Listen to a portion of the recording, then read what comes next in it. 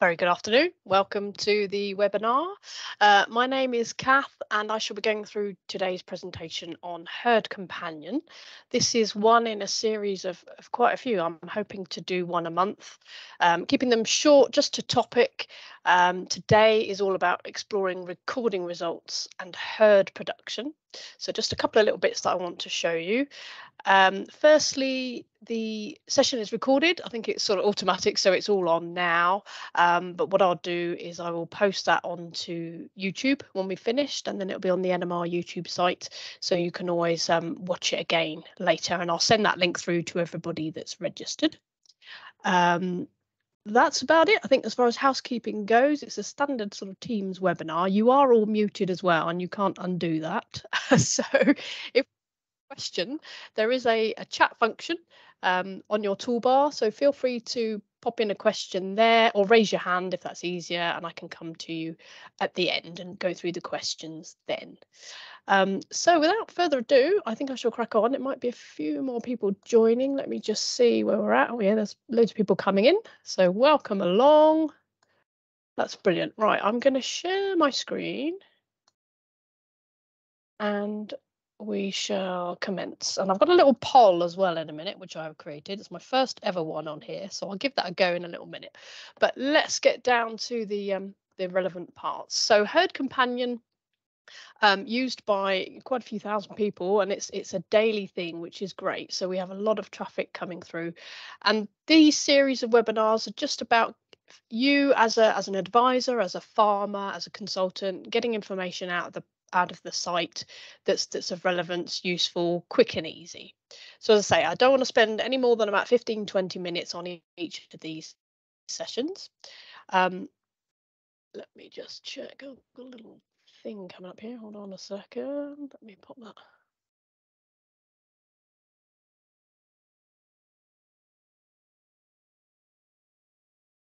Oh yeah, I'll come on to question at the end. Right, sorry, I'm just checking my notes so I can see what's happening there.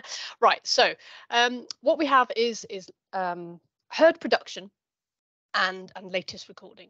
Now these are both in, once you've logged into the site, you come onto this landing page, and under the iReports menu, we have a lot of the main sort of milk recording information. So if we go to the left, we've got herd production summary. And all of these are listed together in the sort of production subsection, if you like. So you'll see that the ones of relevance today are all listed here. And cell counts and things we will cover later on, but primarily this is all about all things milk, really, and in the herd. So this one here is a very nice summary of what's been going on over the last couple of years. You can see we're going back to 2021. And by default, you have your herd kilos showing as a graph. Now you can untick that and you can then choose any combination of these parameters that you want to see. Just be mindful of the fact that if I look at herd kilos, which is obviously in the thousands, and then I plot something like fat against it, you're going to find not a lot going on here because it's all drawn to the same scale. You can hover the mouse over to draw out individual readings. But if we were looking at something as low as fat and protein, we probably want to get rid of that one first. Then we can see drawing those two together. And you've got a nice comparison then with the appropriate scale set. So just be watching for that one. But if, as a consultant point of view, and as a farmer, actually, it does give you a really nice summary of what's happening for each month, each recording, how many cows are we looking at, what's our proportions, how many cows are over 500 cells, and that kind of thing. Just also to draw your attention, if you scroll down, there is a table here. I don't know if anybody's found this, but if you weren't looking for it, you might not know it's there. So just scroll right down, and we've got the raw data then, straight from the graph. Latest, most recent recording is at the top. And then again, you've got those figures relating to the graph, as I say. So just interesting to see. For this herd, I'm using Hartpury University. I must credit them. They let us use their data for demonstration purposes, which is fantastic because it's a real live herd. So we've got lots of interesting info to see. But you can get an idea of, proportion that are over 200. So interestingly, my eye is drawn here. We've had a bit of a rise on that one back in May 22. No cows dry. So yeah, something may have slipped off slightly there, but just gives you an eyeball downwards of any particular trends of interest. And you can see block calving herds. So come the summer, awful lot of cows are dry. So a really useful summary, does 2 years worth. With all of these tables on Herd Companion, if it's new to you, you can change the page size. So they're always set to 20 rows. We can actually make that all. So if that's easier, it just means the table extends until it fits everything of that particular criteria on the list. We've then got a nice average for fat protein cells and numbers of cows over the last 2 years, which might be a useful figure. And you can also do things like filtering and grouping and sorting, which I shall come on to in the next bit. But these, wherever you see these white boxes, these are filters. And these blue style headings, some of them are grey as well, but they do have exactly the same functionality. So that will happen in a moment. The other bit as well to tell you about is the export. So if you ever want to take a table out of Herd Companion and have a play with it in Excel, that kind of thing, we can just click the export button here, and it puts that file straight into Excel spreadsheets in your downloads folder. So you can just go straight in and have an extra play there. Okay, so scrolling back up to the top, I'll come on to latest recording in a moment, but I want to show you this one, milking persistency. So it's very often overlooked actually, but a really useful report. I go into this one. Summary of the last few milk recordings. So we can see things like peak yield, yield to date, calving dates of the cows and all their statuses and so on. There's the December, January, February, March. So the latest recording yield is here. And this column is the percentage change. And if you hover the mouse over each column header, it just gives you an explanation of what they are. So the difference between the current and the penultimate recording. And even a little tip, try less than minus 15. So this is whether the yield has dropped from the last recording, gone up. In this aspect, we can actually then see which of the cows of interest that have dropped their yield significantly. So firstly, sorting, and this applies across the board in Herd Companion. If I click on the heading, it will sort in ascending order. So very useful for looking up in a cow line number, that kind of thing. And it works on any column at all.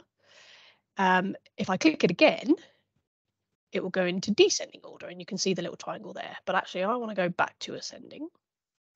And then straight away, I've got all these red numbers, which might be concern to for certain cows if they've dropped their yield. So 50% here, that's quite high. So the tip in the heading was less than minus 15. So if we've got a big herd, we just want to hone in on the top cows here. This is where the filter comes into play. So we can use minus 15 firstly. So that's my initial criteria.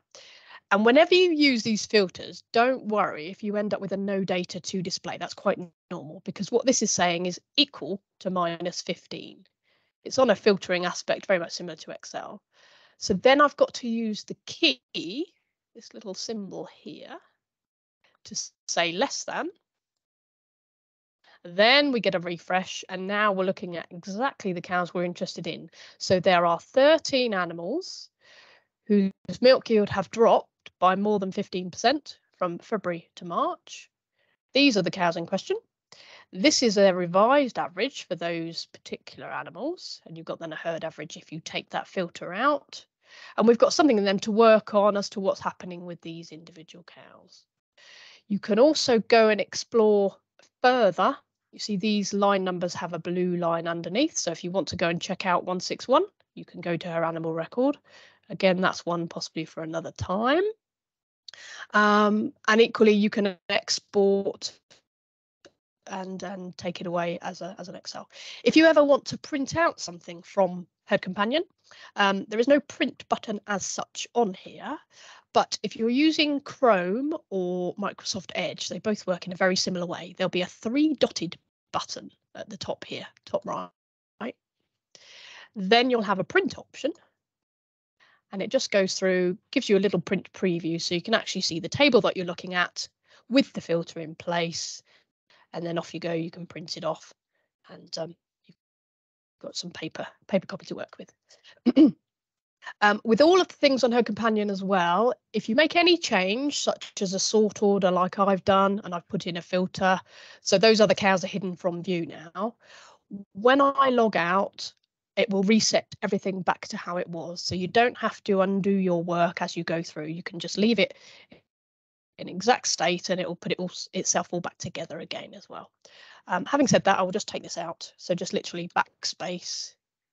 It will refresh as soon as you stop typing, and then we're back on the whole herd again. Okay, gosh, 15 minutes does go quite quick, doesn't it? So I shall sort of wrap up now with my last little bit, but just to show you latest recording. So this one you can do a whole lot more with.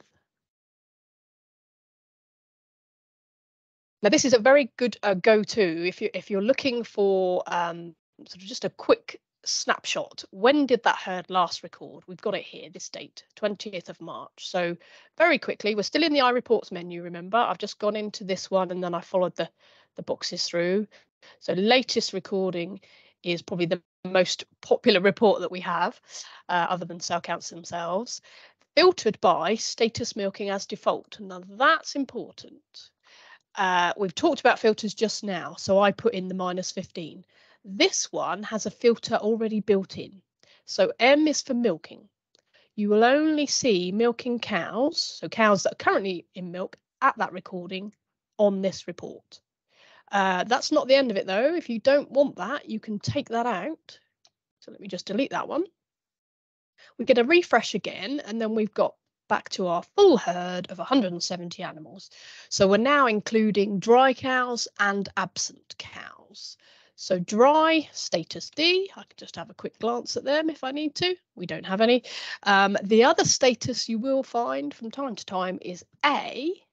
So status A is absent. So she is in milk. She's expected at that recording, but for whatever reason, we didn't get a sample. So there's no milk, fat, protein and cells on there. Now it could be a whole host of reasons why. It might be an antibiotic cow. She may have not given enough of a sample that day, or the sample was spoilt, that kind of reason. So that will be why you've got some absence there potentially. Let's take that out again. So if we want to look at it from a whole herd perspective, you could just leave the M in. That's absolutely fine. It just depends if you want to see your dry cows or not. But it's a common query. People ring up and say, oh, my dry cows are missing. No, actually, they're still there. They're just filtered out. So like before, we can scroll down. We've got a limit of, you see there's several different pages because there's a lot of cows here. Limit of 20, so feel free to change that one. Don't feel you have to scroll through until you find the animal you're looking for.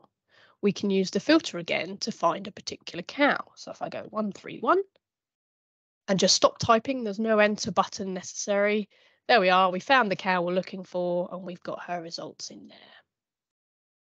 Take that out again. We're back on the whole herd. So sorting we've seen as well is the heading. So sort by line number. You've got your little arrow indicator so you know where you're at. Sort by cells maybe. Ascending, and then we can see the absent cows have got no result. Or descending order, and we've got our high cell count cows at the top now, so something to work towards there. And filters also work multiple times.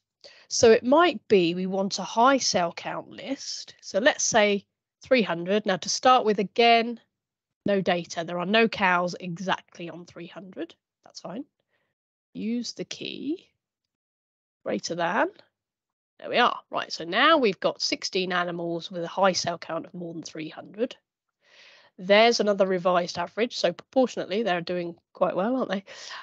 But we can add another filter to say, okay, which one of these, or how many of these cows have got a maybe an older cow, so a long higher lactation number. That's what I'm trying to say. If I say 4, again, that's equal to 4. So there are 2 cows actually, but I want to go greater than, or maybe greater than or equal to. So that gives me both of those filters combined together. And you can see them at the bottom here. Cells are greater than 300, lactation number greater than or equal to 4. So now I've got 7 animals. So all the while you can hone in on the exact animals that you want to see. Again, if I walk away right now, that will all put itself back together again come tomorrow when I log in later. So no problem there at all.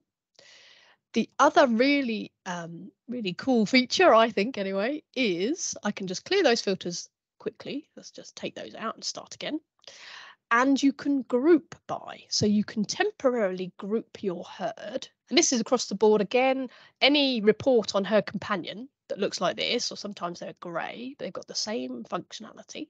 But it's just a really good example on the latest recording report. So say I wanted to group by cell count band. What we do is follow the instructions here. Drag a column header here to group by that column. So literally, we left click on the column and drag it up to the blue area, and you just let go. And that now has grouped the herd here by cells. So we've got just a couple of bands really, but 0 to 199, how many animals are in that group? And then again, an average milk, fat and protein. The column itself, of course, is our grouping mechanism, so it disappears from the list. But you can see then the sort of range of cows. And again, you can group by more than one thing. So if we wanted to split that by lactation number also, lift that one, there we are. So we have our first grouping of cell count. I can expand that and then see within that cell count category, how many animals by each lactation number, and so on and so on. If we want to undo what we did, we can just pop that back into the table. Doesn't matter where you put it, again, it's all going to fall into place later. Put my cells back in there. And we're back to where we started. And you can also do that once you're filtered. So if it was based on our high cell count cows, so maybe everything over 200, still got my greater than ticked, so that's fine. Then I could group by status, fertility. This is quite nice. So fertility status here. For just the 22 cows, so 22 animals, that's the range of the fertility statuses that we've got. So we can see how many are freshly calved, how many barren ones have got a high cell count now, and so on. So really interesting information that you can view. It's a dynamic reporting mechanism that brings her companion into its own. So that's pretty much the sum of what I wanted to show you today. As I say, I didn't want to go on and hours and hours, and you're all busy people, but we are looking to do a series of webinars. Now, happy to answer any questions you may have. Well, let me go up to there a second, stop sharing. Down here. Okay, so let me try my poll now. Good. Thank you very much. Right, I'm going to try this launch. So I've not done this before, so we'll see what happens. But there should be a little poll appearing in your toolbar somewhere to say, how did you hear about today's webinar? So I just wondered if you can click on an option for me, just so I can gather some information. So I did email everybody where possible, and then we put some stuff on social media as well, and the website. Just be interesting to gauge. I've got a feeling that the email is going to win hands down. If I do that, oh, thank you. I was 8 people, so we could maybe have a few more. But anyway, that's fine.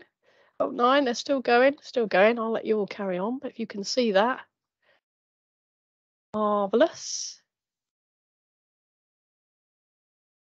That's grand. Still.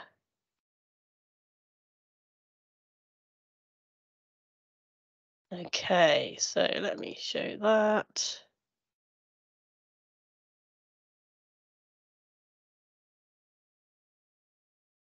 View results. Out of 13, that's brilliant. Mostly by email by the looks of things, then response details. So it's all a bit new, this poll thing, so I'm not sure whether it's actually worked, but I'll look at that later. That's brilliant. But yeah, most of you coming through on the chat, that's fantastic. Thank you very much. Okay, so just to answer your question. We had one earlier on. Yeah, if somebody hasn't registered, so you're all here, you all have, but can they still watch the YouTube video? Absolutely. So YouTube is a public site. I was just going to send everybody that registered the link because you've obviously expressed an interest. I know some people can't always make the time, but YouTube, you can go on to the NMR.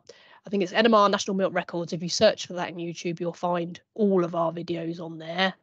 And then you can have a look at this one and follow through on the others. The other little bit I wanted to say was the next webinar. I'm just giving you a heads up for this one. I'm going to put it into the chat now. So there is a link there. Feel free to click on it in a minute, as it may take you out of the meeting. But there's just another registration one, which is looking at bulk milk, disease surveillance, and including Yonis next time. And that's on the 17th of May, same time, 12 p.m. But again, I will email it to everybody so that you can join in and listen in for that one. Okay, another question. How do you get information on the site that shows cell count contributions? So that should be automated. Contribution to the bulk tank. You want to know where to find it? That's what you're meaning, isn't it? Let me go back in. Sorry.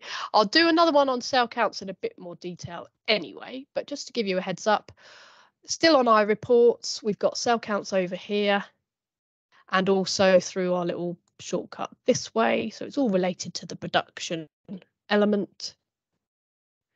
But in here, as I say, I'll go through this in a bit more detail another time. Percentage contribution to bulk is here. And then again, although this looks like a different report, you can still sort, filter, etc. There we go. So 2 clicks and we get it into descending order. Interesting numbers. Okay.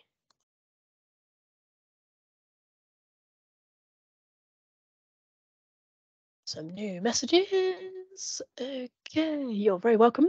How do you send data from Herd Companion to Uniform? Now that's a topic in itself. So that would be a data stream file where you get you're putting in into Uniform your cells, fat, protein, and yield results. Now let me just go back in again. I can show you briefly, but if we feel it's a bit more of a topic, we can certainly look at that in another time. iReports again, so there's an awful lot of your info in this one heading.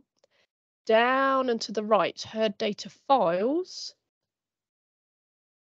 and then you should see data stream here, and that's where you can download it from. As I say, I'll cover that again possibly another time. There is a video on YouTube of how to do that as well, it can stop you in your tracks sometime. If you can't see that data stream option, give us a call because it might be we haven't set it up if it's a brand new file for you. Okay. Marvelous. That's brilliant. Any other questions?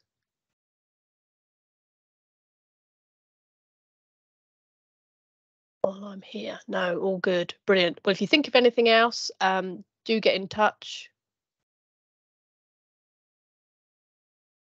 And yes, the data stream file that I just showed you is the same as IntHerd, so exactly the same file, pretty much the same. Certainly the download mechanism is exactly the same, and then it's the import in the program that's slightly different. Okay. Marvelous. Right, well, if we're all done, that's excellent. So hopefully see you on 17th of May. Let's say I'll send out an invite and give us a call if you have any more questions. Thank you very much indeed for your time. Bye-bye for now.